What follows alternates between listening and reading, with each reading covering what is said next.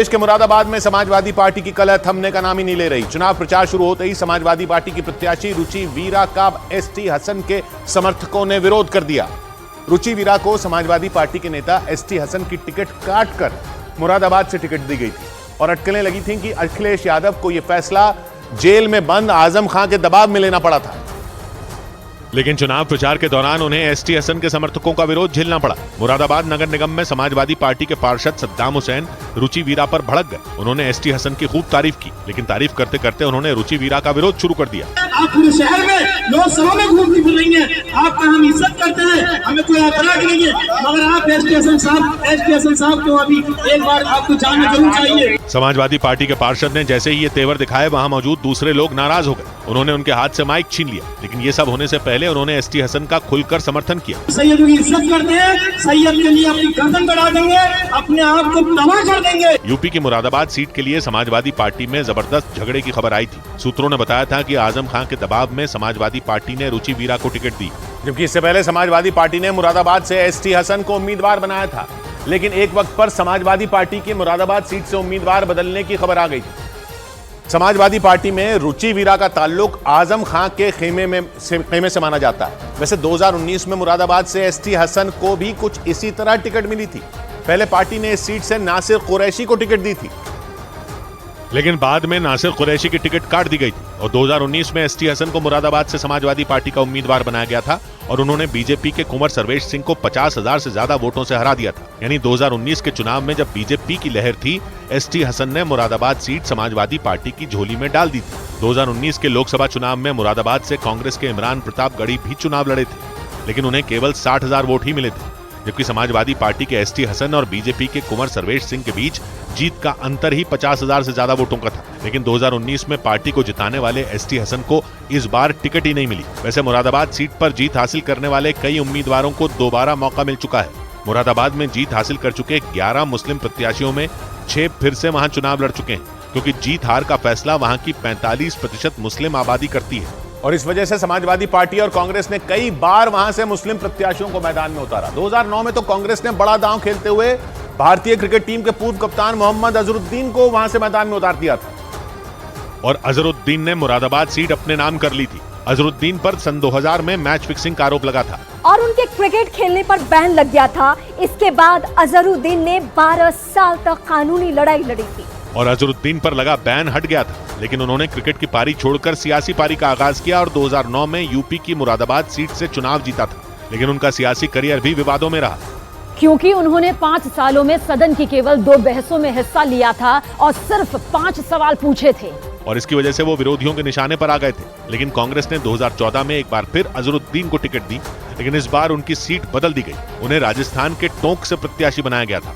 लेकिन 2014 का चुनाव वो हार गए थे। इसके बाद 2019 में अजहरुद्दीन को चुनाव लड़ने का मौका ही नहीं दिया गया था। उधर सुप्रीम कोर्ट ने चुनाव आयोग और केंद्र सरकार से ईवीएम के वोटों की गिनती का वीवीपैट की पर्चियों से मिलान करवाने पर जवाब मांगा। सुप्रीम कोर्ट में याचिका दाखिल कर ईवीएम के वोटों की गिनती का वीवीपैट मशीन की पर्चियों से मिलान कराने की मांग की गई है।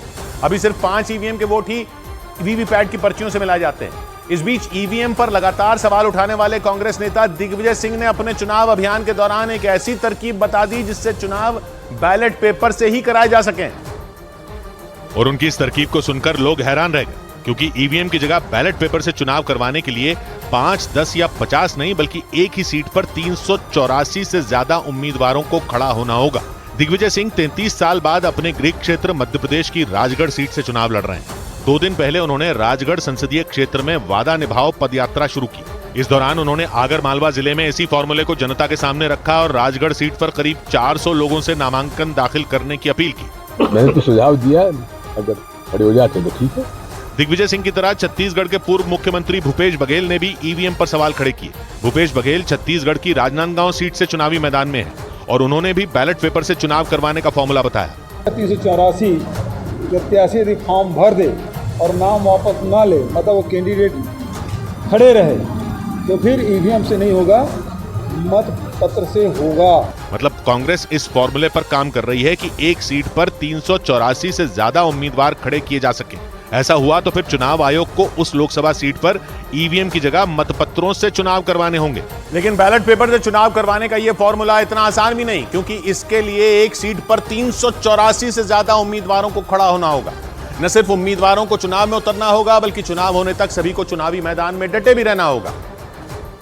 और अगर ऐसा हुआ तो चुनाव आयोग के सामने मुसीबत खड़ी हो जाएगी। हालांकि एक्सपर्ट बताते हैं कि चुनाव आयोग के किसी भी नियम या फिर सर्कुलर में इस बात का कोई जिक्र नहीं है कि 384 से ज्यादा उम्मीदवार होने पर वोटिंग मतपत्र से होगी। लेकिन यह बात भी सच है कि मौजूदा ईवीएम में 384 से ज्यादा उम्मीदवारों को नहीं जोड़ा जा सकता। मतलब ये बात सही है कि 384 से ज्यादा उम्मीदवार होने पर ईवीएम से चुनाव करवाना मुश्किल हो जाएगा। और इसके पीछे की वजह यह है कि एक ईवीएम में नोटा समेत सिर्फ 16 नाम ही हो सकते हैं। इसके अलावा उस ईवीएम से एक साथ 24 मशीनें जुड़ सकती हैं।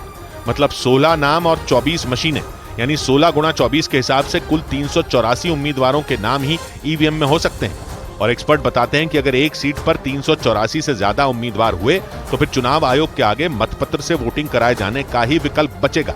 मतलब दिग्विजय सिंह और भूपेश बघेल इस फॉर्मूले के दम पर बैलेट पेपर से चुनाव करवाने की तैयारी में है।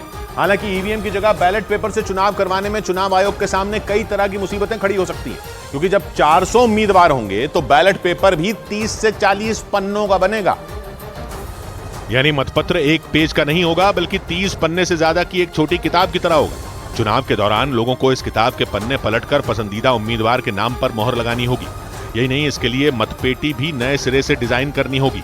एक्सपर्ट बताते हैं कि मतपेटी अलमारी या फिर ट्रंक की तरह डिजाइन करनी होगी, ताकि उसमें 30 से 40 पेज का एक बैलेट पेपर आसानी से रखा जा सके। उसी हिसाब से पोलिंग बूथ पर कर्मचारियों की ड्यूटी लगानी पड़ेगी, क्योंकि मतपेटी को उठाने के लिए ज्यादा कर्मचारी लगेंगे। और तो और काउंटिंग के लिए भी ईवीएम से 3 गुना ज्यादा कर्मचारियों की जरूरत पड़ेगी और उन्हें अलग से ट्रेनिंग भी देनी होगी। हालांकि इतिहास में ऐसा कभी नहीं हुआ जब एक सीट से 400 उम्मीदवार चुनाव लड़े हों। जानकारी के मुताबिक अभी तक एक लोकसभा सीट से अधिकतम 7 उम्मीदवार चुनावी मैदान में उतर चुके हैं। लेकिन इस बार अगर एक सीट पर 384 से ज्यादा उम्मीदवार उतरे तो चुनाव आयोग को चुनाव से लेकर मतगणना तक पूरी एक्सरसाइज नए सिरे से करनी होगी। और अगर सभी उम्मीदवार सामान्य वर्ग के हों तो जमानत राशि के तौर पर 1 करोड़ रुपए जमा करने होंगे। नियमों के मुताबिक लोकसभा चुनाव में एक उम्मीदवार को नामांकन दाखिल करते समय जमानत राशि के तौर पर 25,000 रुपए जमा कराने होते हैं।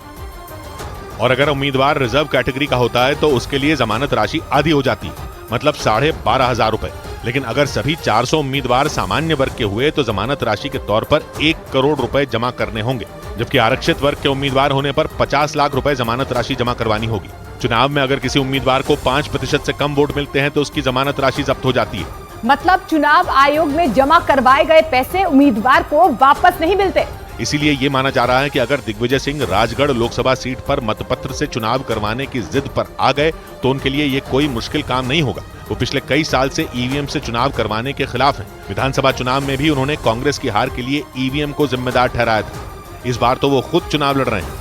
इसी वजह से माना जा रहा है कि दिग्विजय सिंह ईवीएम से चुनाव नहीं करवाने के लिए ये दांव खेल सकते हैं। लेकिन कांग्रेस नेता दिग्विजय सिंह की यह रणनीति तब साफ होगी जब मध्य प्रदेश की राजगढ़ लोकसभा सीट पर नामांकन शुरू होगा। इस सीट पर 19 अप्रैल तक नामांकन किए जा सकेंगे। राघोगढ़ के राजघराने से आने वाले दिग्विजय सिंह यहां से 2 बार चुने गए थे, जबकि उनके भाई लक्ष्मण सिंह यहां से 4 बार लोकसभा चुनाव जीत चुके हैं। लेकिन इस सीट पर इस वक्त बीजेपी का कब्जा है और इसी वजह से दिग्विजय सिंह ने अपनी इस पारंपरिक सीट पर जीत दर्ज करने के लिए अपनी पूरी ताकत झोंक दी। बीजेपी के सूत्रों का दावा है कि दिग्विजय सिंह चुनाव जीतने के लिए हर तरह के हथकंडे अपना रहे हैं। वो चुनाव प्रचार के लिए जहां भी जा रहे हैं वहां 400 उम्मीदवारों की बात जरूर दोहरा रहे हैं। बताया जा रहा है कि राजगढ़ सीट पर 384 से ज्यादा उम्मीदवार उतारने के लिए सभी को फॉर्म दिए जा रहे हैं, ताकि किसी भी सूरत में ईवीएम की जगह बैलेट पेपर से चुनाव करवाए जा सके। राजगढ़ लोकसभा सीट पर तीसरे चरण के तहत 7 मई को वोटिंग होगी।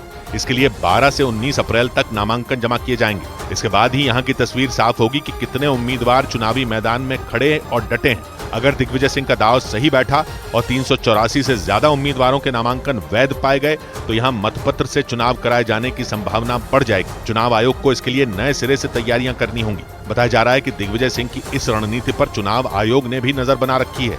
इस बीच